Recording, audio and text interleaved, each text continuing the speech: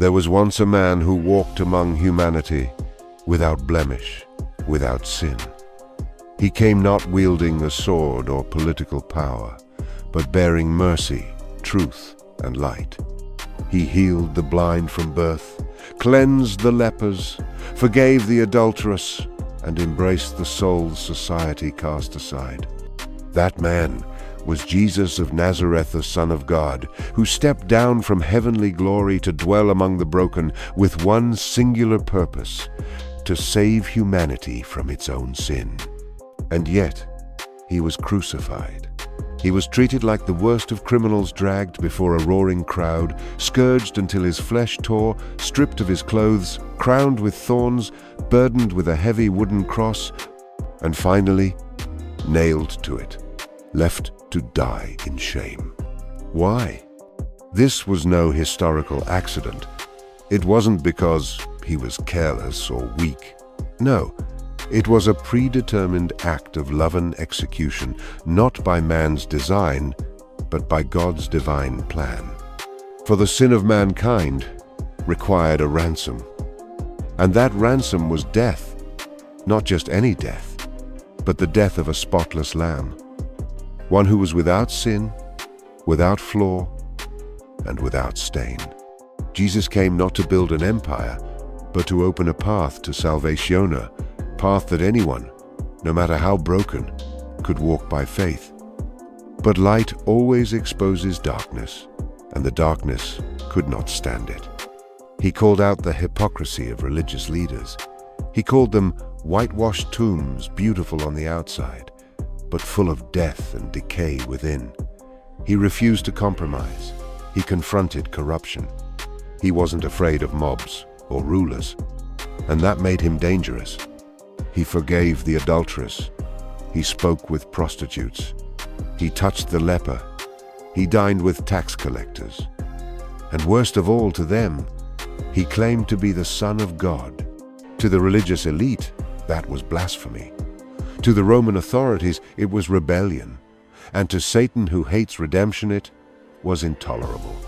But Jesus did not fight back. When they came to arrest him at night, he did not run. When Peter drew his sword, Jesus told him to put it away. He said, "Do you not think I could call on my Father and he would send 12 legions of angels?"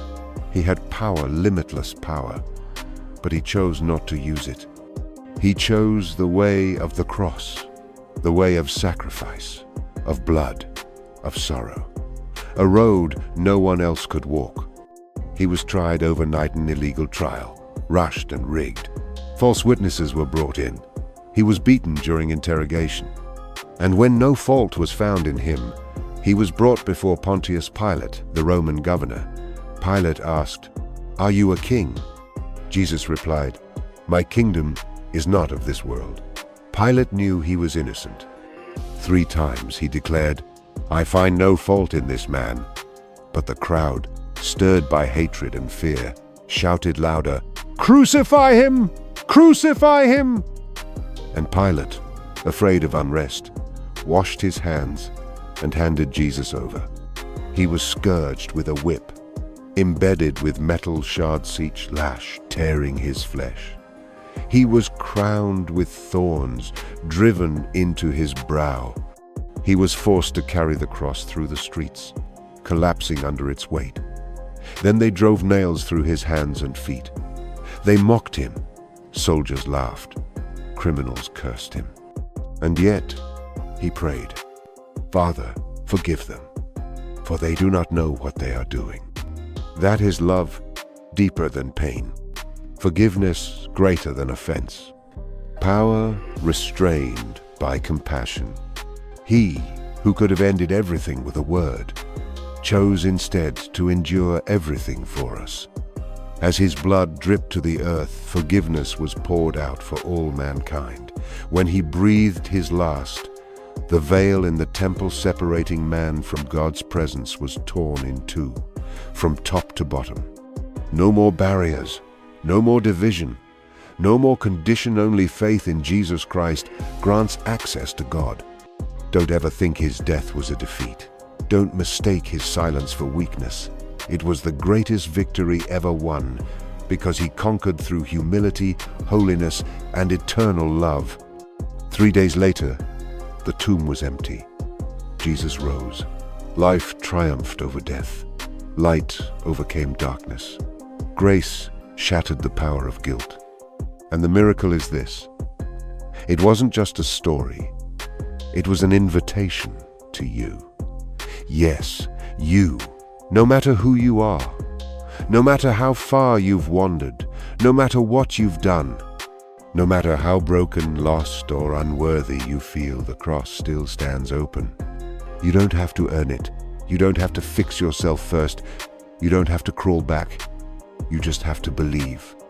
Believe that he died for you, rose for you, and waits for you to come home. Has anyone ever loved you enough to die in your place? Do you know how valuable you are to the Creator of the universe, that he would endure such pain just to be with you? If today you feel tired, ashamed, distant, or hopeless, come to the cross. Because there, you will not find condemnation. You will find love. Love in the shape of a cross. Love that was crucified. Love that rose and will never leave you.